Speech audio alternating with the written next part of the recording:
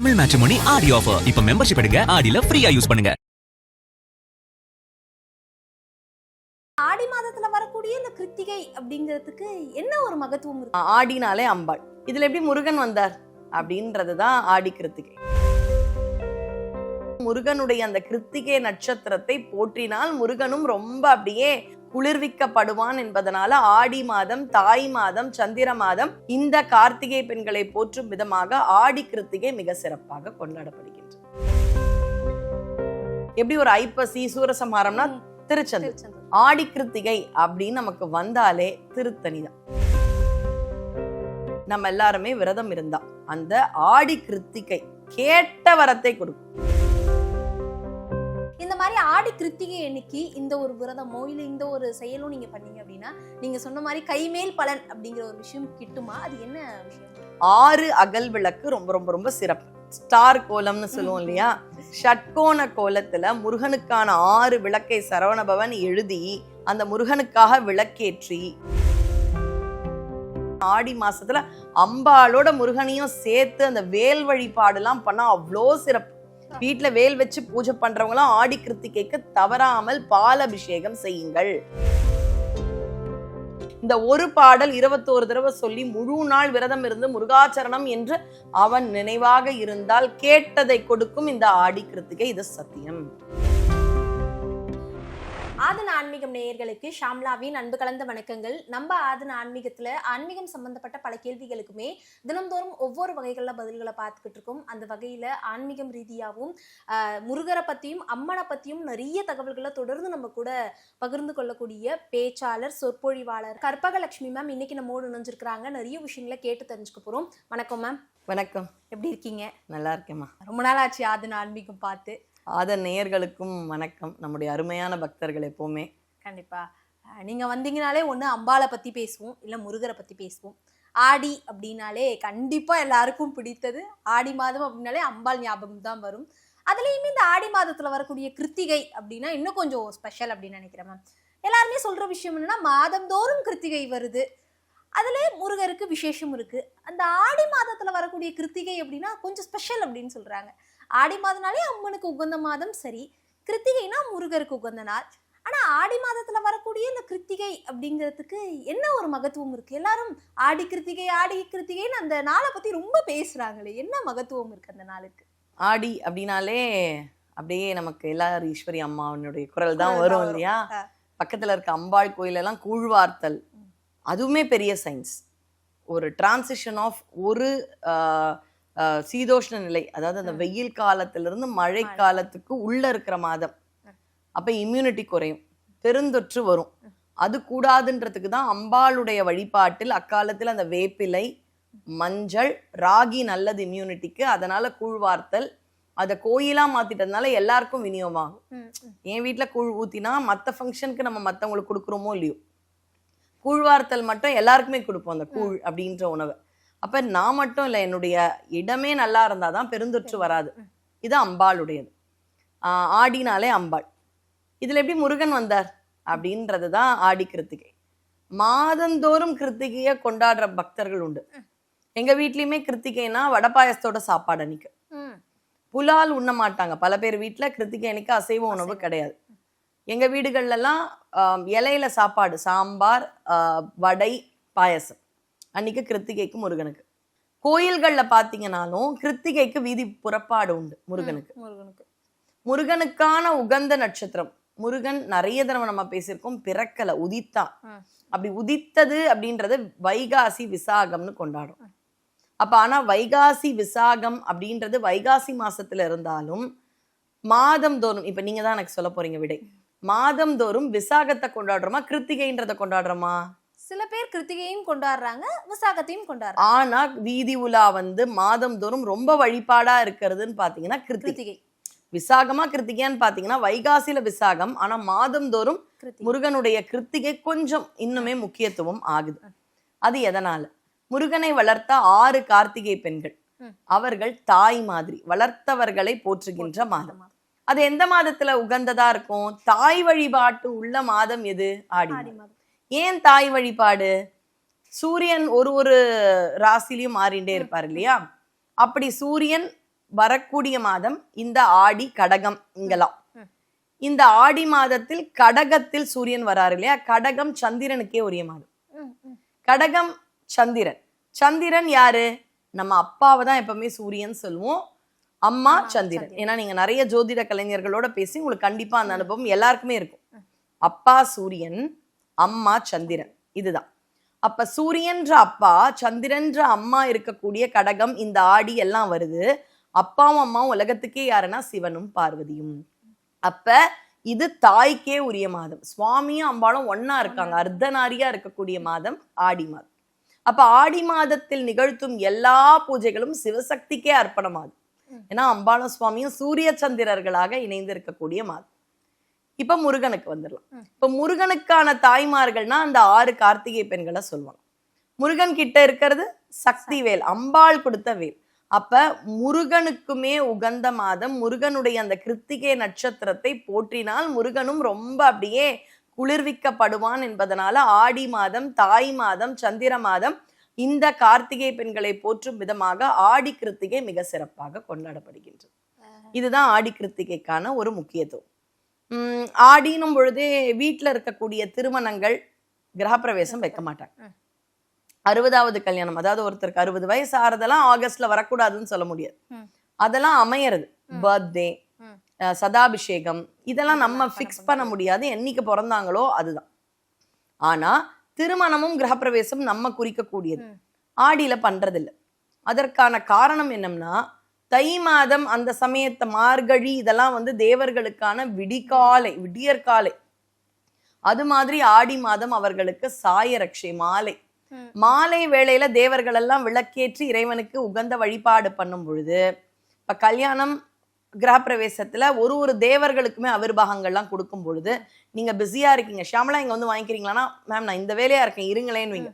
அப்ப தேவர்கள் எல்லாம் பூஜையில இருக்கும் பொழுது அவர்களை இங்க அழைக்க முடியாதுன்னா, அவர்களுக்கு அவர்கள் சாட்சியாக இருக்கக்கூடிய திருமணங்கள், கிரகப்பிரவேசம் அதெல்லாம் இந்த மாதத்துல இல்லை. அப்ப என்ன பண்ணலாம்? நம்ம வீட்டுக்கான சுப நிகழ்வுன்றது அந்த ஒரு மாதம் தள்ளி போட்டுட்டு சுவாமி கூட பண்ணும் பொழுது தேவர்களோட பூஜை பண்ணி அம்பாளுடைய பரிபூரண அனுகிரகம், அதுல குறிப்பா இந்த கிருத்திகை நட்சத்திரம் அப்படின்றது வரும் பொழுது அந்த வளர்ப்பு தாய்மார்களை அப்படியே தாய் மாதத்தில் கொண்டாடும் பொழுது பரிபூரணமாக ஆடி கிருத்திகையில முருகனுடைய அருள் நமக்கு கிடைக்கும். இந்த முறை ஆடி கிருத்திகை எப்ப வருது, என்னென்ன பண்ணணும் நம்மளுடைய நேயர்கள்? ஆடி கிருத்திகை ஆகஸ்ட் மாதம் 6ஆம் தேதி சாயந்தரம் 6 மணிக்கு மேலதான் வருது. ஒரு 6:15, 6:20 அந்த சமயம். குறிப்பா இல்லைனாலும் 6:15க்கு மேல வருது அந்த சமயம். அடுத்த நாள் சாயந்தரத்தோட முடிஞ்சிருது. அப்ப சில கோயில்கள்ல 6 கொண்டாடுறாங்க. ஏம்மா ஈவினிங் 6 மணிக்கு மேல வரும் பொழுது பகல் முழுக்க இருக்கக்கூடிய 7ஆம் தேதி வச்சுக்கலாம்லன்னும் பொழுது ராக்குண்டு வர்றதுதான் சில கோயில்கள்ல அவர்கள் எடுத்துக்கொள்வார்கள். ஒரு கோயில்கள்ல ஒரு ஆகமங்கள், அந்த கோயிலுக்கே உரிய பழக்க வழக்கங்கள்னு இருக்கும். இப்ப திருத்தணியில எப்பேற்பட்ட முருகன் கோயில்கள்ல இருந்தாலுமே சூரசம்ஹாரம் பண்றாங்க. நம்ம வீட்டு அருகாமையில் இருக்கக்கூடிய முருகனுக்கு கூட சூரசம்ஹாரம் பண்றாங்க. ஆனா திருத்தணியில கிடையாதுன்னா கிடையாது. ஆனா இந்த திருத்தணி தான் ஆடி கிருத்திகைக்கு பேர் போனது. ஆடி கிருத்திகைனா எப்படி ஒரு ஐப்பசி, சூரசம்ஹாரம்னா திருச்செந்தூர். ஆடி கிருத்திகை அப்படின்னு நமக்கு வந்தாலே திருத்தணி தான். திருத்தணியில இந்த தடவை 6ஆம் தேதி அவர்கள் இது பண்றாங்க. அடியேன் வந்து திருப்போரூர் போறோம், அங்க கூட 6 இதுதான் சொற்பொழிவு இருக்காங்க. அப்ப நிறைய ஆலயங்கள்ல 6, சில கோயில்கள்ல 7. அப்ப தவறான கிடையாது. ஏன்னா 2 நாளுமே கிருத்திகை இருக்கு. அதுல 6ல இன்னொன்னு என்ன விசேஷம்னா, கார்த்திகை மாதத்துல வரக்கூடிய பரணி கிருத்திகை தான் கார்த்திகை தீபம். திரு அண்ணாமலையாருக்கு விளக்கு. அண்ணாமலையாருக்கு தீபம் மட்டும் இல்ல, அது முருகனுக்குமே விசேஷம். கார்த்திகை அது வந்து ஒரு பக்கம் அண்ணாமலையாருக்கு அப்படியே கொண்டாட்டமா இருந்தாலும், கிருத்திகை நட்சத்திரம் அதுவும் கார்த்திகை மாதத்துல வர்றது முருகனுக்கு தான் ரொம்ப உகந்ததுன்னு ஒரு கூட்டமே உண்டு நமக்கு. அதனால்தான் திருப்பரங்குன்றம் அங்கேயும் அந்த மாதிரி விளக்கு மலை மேல ஏத்தணும், இதெல்லாம் அவர்கள் கேட்கிறாங்க. அப்ப முருகனும் அந்த கிருத்திகை மாதம் கார்த்திகை நட்சத்திரத்தில் கொண்டாடப்பட வேண்டிய அற்புத கடவுள் தான். நம்ம எல்லாருமே விரதம் இருந்தா 7ஆம் தேதி தான் உங்க ஊர்ல இருக்கிற கோயில் தான் இருங்க, தவறல்ல, ஒன்னும் இல்ல. 6ஆம் தேதி இருங்க, முடியலையா 7ஆம் தேதி. அந்த ஆடி கிருத்திகை கேட்ட வரத்தை கொடுக்கும், கேட்ட வரத்தை அள்ளி கொடுக்கும், கைமேல் பலனை கொடுக்க வேண்டியது ஆடி கிருத்திகை. பொதுவா வந்து சொல்லுவாங்கல்ல, இந்த கந்த சஷ்டி விரதமா இருக்கட்டும், ஒவ்வொரு சஷ்டி விரதங்களுக்குமே சில பேர் மாதத்துல வரக்கூடிய சஷ்டி விரதம் கூட 6 நாள் விரதம் இருப்பாங்க, 3 நாள் விரதம், 1 நாள் விரதம், அப்படிலாம் சில பேர் சஷ்டி அன்னைக்கு மட்டும் கூட விரதம் இருப்பாங்க. இன்னைக்கு தேய்பிரை சஷ்டி, இன்னைக்கு கூட சில பேர் விரதம் இருப்பாங்க. இந்த மாதிரி ஆடி கிருத்திகை அன்னைக்கு இந்த ஒரு விரதமோ இல்ல இந்த ஒரு செயலும் நீங்க பண்ணீங்க அப்படின்னா நீங்க சொன்ன மாதிரி கைமேல் பலன் அப்படிங்கிற ஒரு விஷயம் கிட்டுமா? அது என்ன விஷயமா? ஆடி கிருத்திகைக்காக 6 நாள் 21 நாள்ன்றது பொதுவாவே அதெல்லாம் இப்பதான் ரொம்பவே வருது. இருக்கலாமானா இருக்கலாம், எவ்வளவு நாள் வேணாலும் முருகனுக்கு இருக்கலாம், அது தவறில்ல. ஆனா ஆடி கிருத்திகை இருக்கிறதே ரொம்ப மகத்தான ஒன்று, மேன்மையான ஒன்று. இப்ப 6 தான் நீங்க கொண்டாட போறீங்கன்னா எல்லா விரதத்துக்கும் ஒரே ஒரு நியமம் தான். காலையில எழுந்துக்கணும், நீராடணும், பூஜை அறையை அன்னைக்கு முன்னாடி நாளே சுத்தப்படுத்தி வைக்க போறோம். முருகனுக்கான எந்த ஒரு விழா வந்தாலும் தயவு செஞ்சு நீங்க எவ்வளவு பெரிய செல்வந்தர்களாக முருகனால இருக்கீங்கன்னு வைங்க, தங்கத்திலேயே எல்லாம் இருக்கு, வெள்ளியிலேயே விளக்கெல்லாம் இருந்தாலும் 6 அகல் விளக்கு ரொம்ப ரொம்ப ரொம்ப சிறப்பு. எல்லாருக்குமே தெரிஞ்ச அந்த ஸ்டார் கோலம்னு சொல்லுவோம் இல்லையா, ஷட்கோண கோலத்துல முருகனுக்கான 6 விளக்கை சரவணபவன் எழுதி அந்த முருகனுக்காக விளக்கேற்றி 6 தாமரைகள் வைத்து காலையும் மாலையும் விளக்கி ஏற்றி வழிபாடு செய்யணும். சிறப்பா இருந்து உங்களால நேரம் இருந்தா சக்கரை பொங்கல்லாம் பண்ணுங்க. இல்லை நாங்க விரதம் இருக்க போறோம்னா பொதுவா மதிய வேளையில தான் சில பேர் வீட்டுல அந்த இலை போட்டு சாப்பாடுன்னு கிருத்திகைக்கு நடக்கும். ஆனா சில பேர் வீட்டுல விரதம் இருக்கனால சாயந்தரம் சமயம், அதுலயும் எப்படின்னா இப்ப நாங்கெல்லாம் மயிலாப்பூர்ல இருக்கோம் இல்லையா, உள்ளூர்ல இருக்கக்கூடிய கபாலீஸ்வரர் கோயில் முருகப்பெருமான், வெள்ளீஸ்வரர் கோயில்ல இருக்கக்கூடிய முருகப்பெருமான் திருவீதி உலா வருவர்.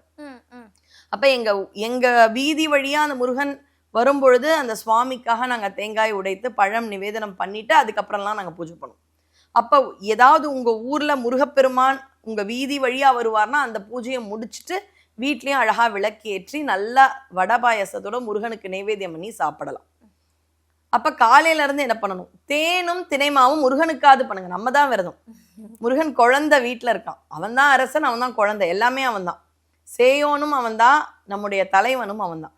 அவனுக்கானது அப்படின்னும் பொழுது பாயசமோ சர்க்கரை பொங்கலோ தேன் தினைமாவு, எளிமையான உணவு. அதாவது எப்பவுமே கொண்டாட்டமா இருக்கணும்னு இல்லை, எல்லாமே எதை வச்சு கணக்கு இருக்குன்னா எந்த அளவு ஆத்மார்த்தமா நான் அன்பா தரேன்.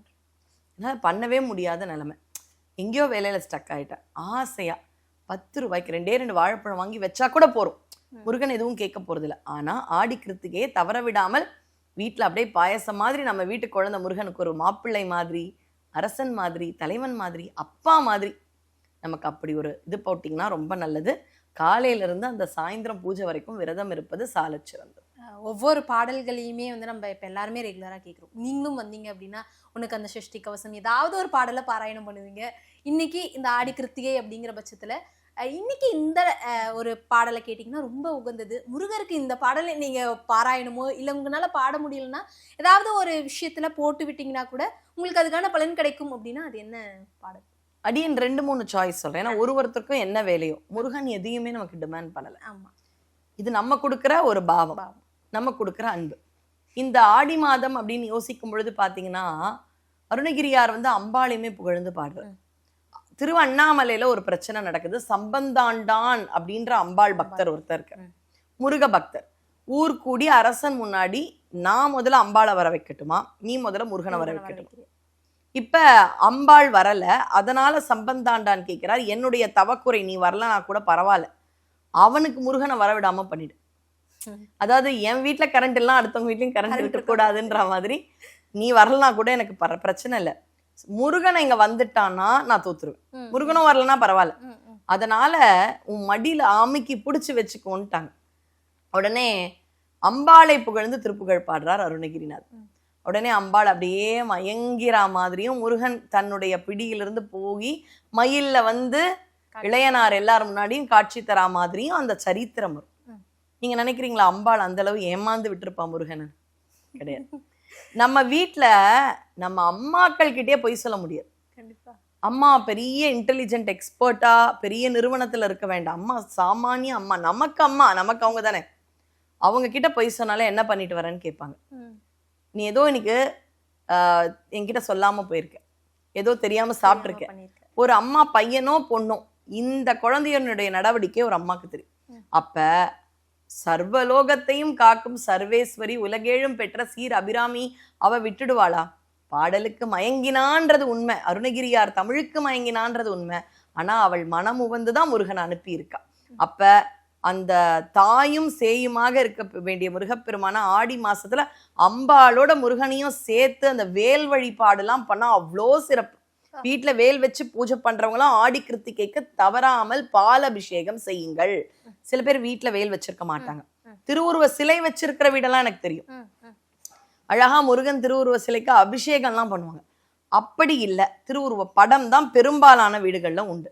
6 தாமரை வச்சு வழிபாடு பண்ணி பக்கத்துல இருக்கக்கூடிய முருகன் கோயிலுக்கு பசும்பால் வாங்கி அப்படியே கையில ஏந்தி நடக்கிற ஒரு டிஸ்டன்ஸ் அப்படின்னா கையில ஏந்தி கொண்டு போய் அந்த கோயில்ல கொடுங்க. முருகனுக்கு பால் அபிஷேகம் செய்வதற்கான பால் இல்லைங்க, ரொம்ப தூரம் நடந்து போறதெல்லாம் கஷ்டம். ஏதாவது ஒரு அற்புதமான பாத்திரத்துல அந்த பசும்பால் எடுத்துன்னு போய் பால் அபிஷேகத்திற்கு பால் கொடுங்க. உங்கள் வயிற்றில் முருகப்பெருமான் பாலை வார்ப்பான். இதுதான் உண்மை. இப்ப நீங்க பாடல் பத்தி கேட்டீங்க, இது நான் 2-3 விதமா சொல்றேன்.